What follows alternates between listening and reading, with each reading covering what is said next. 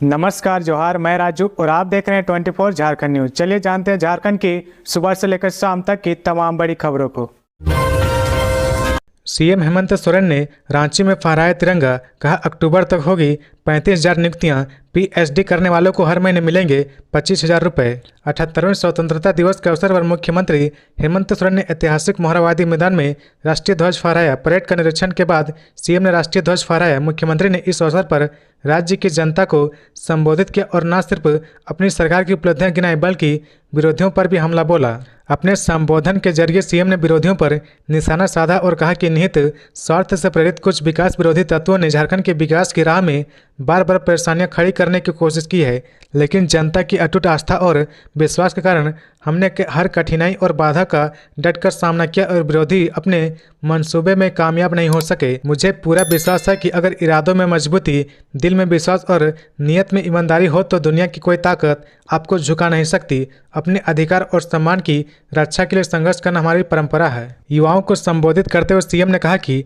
JSSC के माध्यम से अक्टूबर तक 35,000 नियुक्तियां की जाएगी। मुख्यमंत्री रोजगार सृजन योजना के जरिए 12,417 आवेदन स्वीकृत किए गए हैं और लाभुक के बीच 262 करोड़ रुपए का ऋण वितरित किया गया है। मुख्यमंत्री सारथी योजना के तहत बिरसा केंद्रों में लाखों युवाओं को कौशल प्रशिक्षण देने के साथ साथ युवाओं को 1,000 रुपये प्रति माह और युवतियों व दिव्यांग को 1,500 रुपये प्रति माह रोजगार प्रोत्साहन भत्ता दिया जा रहा।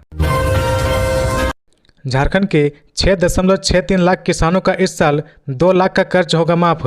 वित्त मंत्री ने दिया बैंक के अधिकारियों को निर्देश।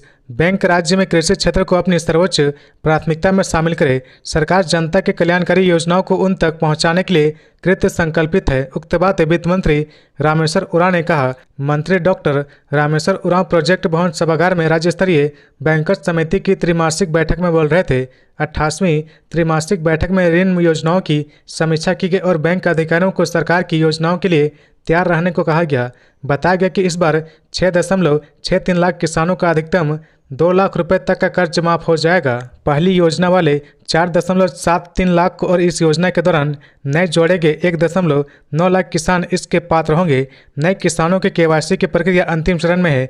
2024-25 के दौरान अब किसानों का ऋण 50,000 से 2 लाख तक माफ किया जाना है। कृषि मंत्री दीपिका पांडे सिंह ने कहा कि झारखंड कृषि ऋण माफी योजना के तहत वित्तीय वर्ष 2020-21 से 2023-24 तक करीब 4.73 लाख किसानों का 1,900 करोड़ रुपए ऋण माफ किया गया है। यह नया प्रस्ताव बजट में शामिल है, जिसका मुख्य उद्देश्य कृषि क्षेत्र को मजबूती देना है। झारखंड में धूमधाम से मना आज़ादी का जश्न, सभी जिलों में शान से लहराए तिरंगा। लोगों ने याद की शहीदों की कुर्बानी। गोड्डा जिले के गांधी मैदान में मंत्री दीपिका पांडे सिंह ने स्वतंत्रता दिवस के मौके पर तिरंगा फहराया। इस दौरान परेड का निरीक्षण किया और सलामी ली। झंडा तोलन के बाद लोगों को संबोधित करते हुए कहा कि राज्य लगातार विकास की ओर अग्रसर है। सरकार कई कल्याणकारी योजना चला रही है। उन्होंने मैया सम्मान योजना का भी जिक्र किया। खबरों में आगे बढ़ने से पहले अगर अभी तक आपने इस चैनल को सब्सक्राइब नहीं किया तो प्लीज सब्सक्राइब कर ले, जिससे झारखंड की हर छोटी सी बड़ी खबर की अपडेट आप तक पहुंचता रहे। झारखंड मुख्यमंत्री मैया सम्मान योजना 18 अगस्त से शुरुआत। बहनों को देंगे रक्षाबंधन की सौगात। 20,37,754 खाते में भेजे जाएंगे पैसा।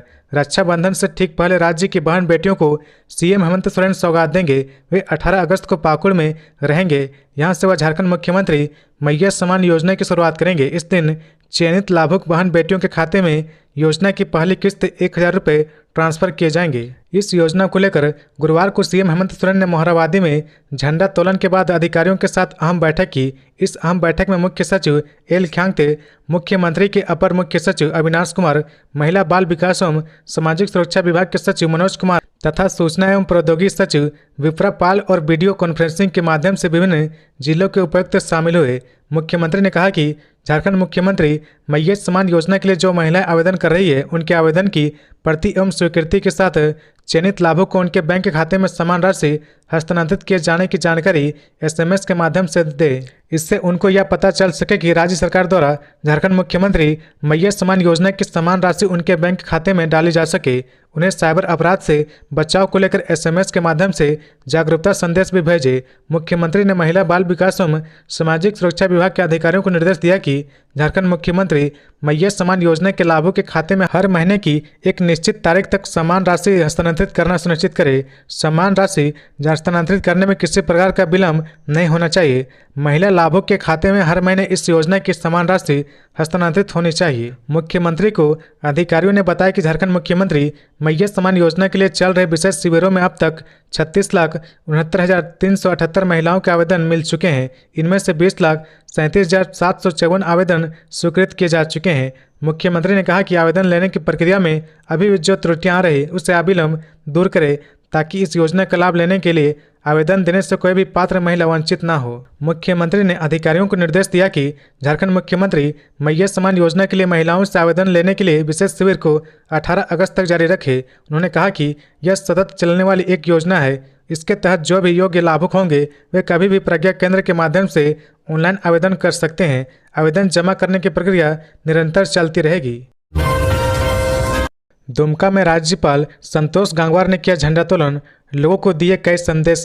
स्वतंत्रता दिवस के मौके पर झारखंड के राज्यपाल ने राज्य की उपराजधानी दुमका के पुलिस लाइन मैदान में ध्वजारोहण किया। इसके बाद परेड का निरीक्षण कर तिरंगे को सलामी दी। मौके पर लोगों को संबोधित करते हुए कहा कि झारखंड के विकास की गाड़ी सभी वर्गों तक पहुंचे, खासकर वंचित तबकों तक। इस दिशा में सरकार लगातार प्रयास कर रही। जनता के सहयोग से सरकार सभी चुनौतियों का सामना करने में सक्षम होगी। अपने संबोधन में उन्होंने संविधान और लोकतांत्रिक मूल्यों के अनुरूप आचरण करने की अपील की। राज्यपाल संतोष गंगवार ने कहा कि विकास के साथ साथ हमारी सरकार लोक कल्याणकारी दायित्वों का निर्माण भी पूरी तत्परता के साथ कर रही है। आज़ादी के बाद हमारे देश ने सभी क्षेत्रों में प्रगति की है। राज्य सरकार शिक्षा, स्वास्थ्य, पर्यटन, खेल सभी क्षेत्र में बेहतर कार्य कर रही। देश में लागू 3 नए कानून, भारतीय न्याय संहिता, भारतीय नागरिक सुरक्षा संहिता और भारतीय साक्ष्य अधिनियम की राज्यपाल संतोष गंगवार ने तारीफ की और उन्होंने कहा कि किसी भी राज्य के विकास हेतु वहाँ बेहतर कानून व्यवस्था का होना आवश्यक है। देश के प्रधानमंत्री नरेंद्र मोदी ने पुराने ब्रिटिश समय के कानूनों को हटाते हुए 3 नए कानून देश में लागू किए हैं। इन कानूनों का उद्देश्य दोषियों को सजा दिलाने के साथ साथ पीड़िता को न्याय दिलाना है। देश के कानून व्यवस्था में यह ऐतिहासिक कदम है। JSSC ने निकाली सचिवालय आशुलिपिक की वैकेंसी, 455 पदों पर होगी नियुक्ति। 5 अक्टूबर तक आवेदन, पहले स्किल टेस्ट फिर लिखित परीक्षा। लंबे अंतराल के बाद झारखंड कर्मचारी चयन आयोग ने सचिवालय में आशुलिपिक की नियुक्ति का विज्ञापन जारी किया है। जारी विज्ञापन के मुताबिक विभिन्न विभागों में कुल 455 पदों पर बहाली होगी। इसके लिए ऑनलाइन आवेदन लिए जाएंगे। ऑनलाइन आवेदन की प्रक्रिया 6 सितंबर से शुरू होगी। ऑनलाइन आवेदन 5 अक्टूबर तक जमा किए जा सकेंगे। इस विज्ञापन के जरिए नियमित और बैकलॉग दोनों की पदों की पर बहाली होगी। इच्छुक और योग्यता रखने वाले अभ्यर्थी से ऑनलाइन आवेदन लिए जाएंगे। झारखंड सचिवालय आशुलिपिक प्रतियोगिता परीक्षा 2024 के तहत 6 सितंबर से 5 अक्टूबर तक ऑनलाइन आवेदन जमा लिया जाएगा। उम्मीदवार एक ही समय में रजिस्ट्रेशन, परीक्षा शुल्क भुगतान, फोटो व हस्ताक्षर अपलोड कर आवेदन पत्र का प्रिंट आउट ले सकते हैं। आवेदन की पूरी प्रक्रिया लगभग 1 महीने चलेगी। ऑनलाइन आवेदन के दौरान परीक्षा शुल्क 100 रुपये देने होंगे। राज्य के ST/SC अभ्यर्थियों के लिए परीक्षा शुल्क 50 रुपये तय की गई है। झारखंड राज्य के 40% अथवा इससे अधिक दिव्यांग अभ्यर्थियों को परीक्षा शुल्क नहीं देना होगा। पूरी चयन प्रक्रिया 2 चरणों में होगी। इस बार पहले स्किल टेस्ट लिया जाएगा, फिर लिखित परीक्षा ली जाएगी। स्किल टेस्ट में 2 पेपर होंगे। पहले पेपर में हिंदी टाइपिंग टेस्ट लिया जाएगा, वहीं दूसरे पेपर में कंप्यूटर काम की टेस्टिंग होगी। दोनों पेपर की परीक्षा एक ही दिन ली जाएगी। इसमें न्यूनतम 30% अंक लाने होंगे। इसके बाद लिखित परीक्षा ली जाएगी। लिखित परीक्षा के लिए 2 पेपर होंगे। लिखित परीक्षा में सभी प्रश्न वस्तुनिष्ठ व बहुवैकल्पिक उत्तर पूछे जाएंगे। एक प्रश्न का पूर्ण अंक 3 होगा। प्रत्येक सही उत्तर के लिए 3 अंक दिए जाएंगे, जबकि प्रत्येक गलत उत्तर के लिए 1 अंक की कटौती की जाएगी। परीक्षा की भाषा हिंदी अंग्रेजी होगी। लिखित परीक्षा के प्रश्नों पत्रों का पाठ्यक्रम मैट्रिक स्तर का होगा। कोलकाता में महिला डॉक्टर के साथ हुई घटना को लेकर रिम्स के जूनियर डॉक्टरों ने निकाला आक्रोश मार्च, आरोपियों का फूका पुतला। कोलकाता के RG कर मेडिकल कॉलेज अस्पताल में महिला जूनियर डॉक्टर के साथ दुष्कर्म और हत्या की घटना से नाराज रिम्स के जूनियर डॉक्टरों ने बुधवार शाम को भी रिम्स और मेडिकल चौक के पास विरोध प्रदर्शन किया। घटना में शामिल आरोपियों की अविलंब गिरफ्तारी को लेकर अपराधियों का पुतला भी जलाया गया। आक्रोशित जूनियर डॉक्टरों का कहना था कि मामले की जांच सीबीआई तुरंत शुरू करे और इस घटना में शामिल अपराधियों की अविलंब गिरफ्तारी हो। डॉक्टरों के आक्रोश और विरोध का असर रिम्स की अन्य व्यवस्थाओं पर भी पड़ा। मंगलवार को जहां ओपीडी, आईपीडी और सर्जरी सेवा पूरी तरह बाधित, वहीं बुधवार को भी जूनियर डॉक्टरों के आक्रोश का असर ओपीडी और आईपीडी में मरीजों की संख्या पर देखा गया। रिम्स के प्रभारी जनसंपर्क पदाधिकारी डॉक्टर राजीव रंजन के अनुसार बुधवार को ओपीडी में 389 मरीजों का इलाज हुआ, जबकि आईपीडी में 155 मरीज देखे गए।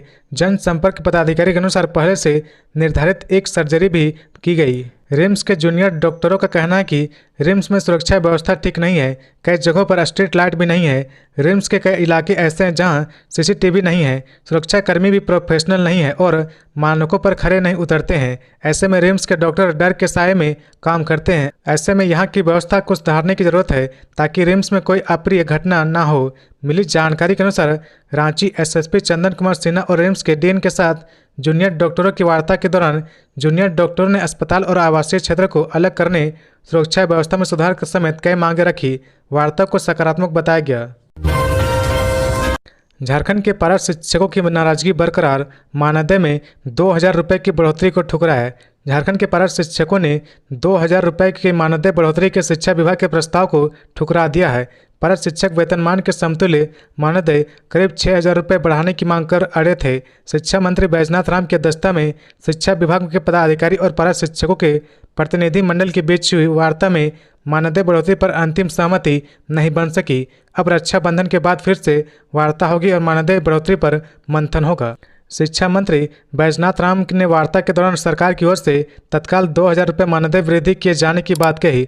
पारा शिक्षकों ने इससे इनकार कर दिया और 5 से 6000 बढ़ोतरी किए जाने पर अड़े रहे।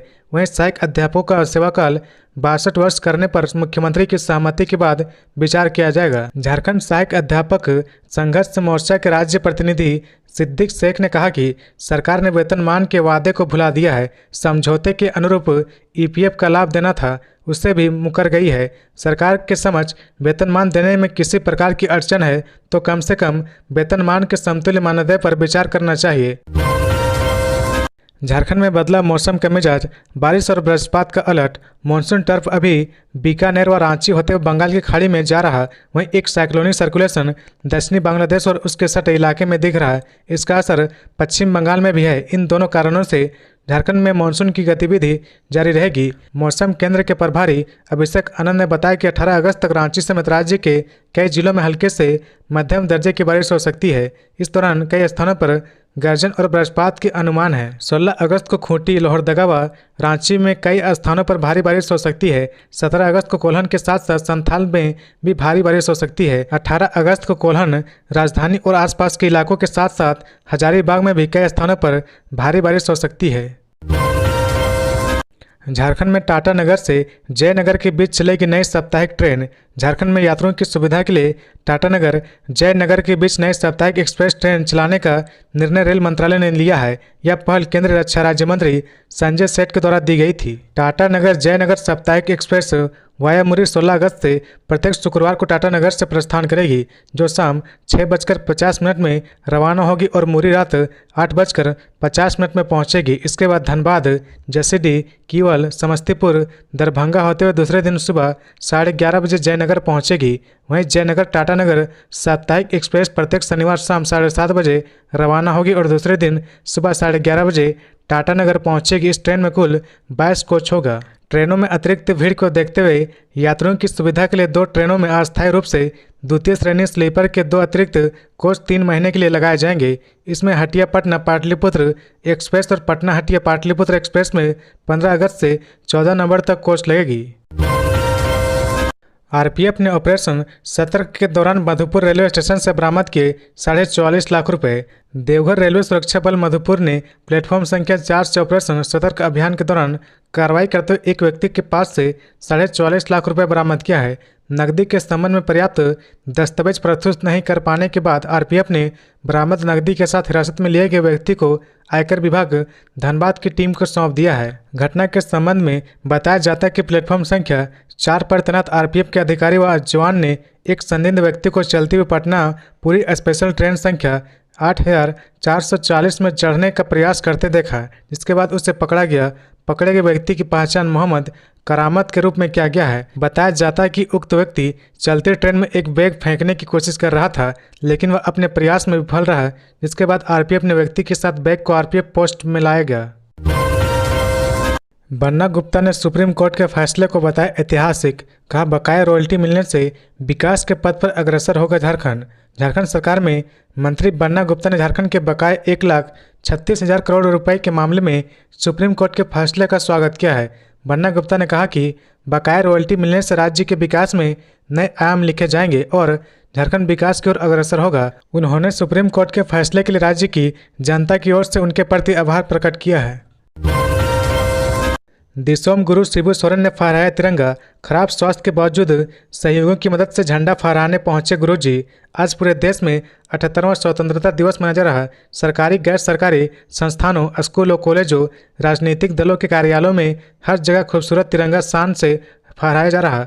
झारखंड की राजधानी रांची में भी हर जगह 78वां स्वतंत्रता दिवस मनाया जा रहा। झारखंड मुक्ति मोर्चा के केंद्रीय अध्यक्ष और राज्यसभा सांसद शिबू सोरेन 80 साल के हो गए हैं। इन दिनों वे बीमार हैं। उम्र के साथ आने वाली बीमारियों के साथ साथ कई बीमारियों से जूझने के बावजूद स्वतंत्रता दिवस पर झंडा तोलन का उनका जुनून ऐसा था कि वे खुद ही हरमू स्थित पार्टी के कैंप कार्यालय तक सहारा लेकर पहुंचे। वहीं कार से उतरकर एक तरफ पार्टी महासचिव विनोद पांडे, दूसरी तरफ केंद्रीय प्रवक्ता मनोज पांडे और पीछे से सेवक बागान में सहारे उन्होंने 80 साल की उम्र में खुद तिरंगा फहराया और झंडे को सलामी दी। तो ये थी आज की झारखंड की टॉप बड़ी खबरें। इसी तरह झारखंड की हर छोटी सी बड़ी खबर देखने के लिए आप हमारे चैनल 24 झारखंड न्यूज को सब्सक्राइब करके बेल आइकन प्रेस कर ले, जिससे झारखंड की हर छोटी सी बड़ी खबर की अपडेट आप तक पहुंचता रहे। तो आज के लिए बस इतना ही। हमें दीजिए इजाजत, फिर मिलते हैं नेक्स्ट न्यूज में।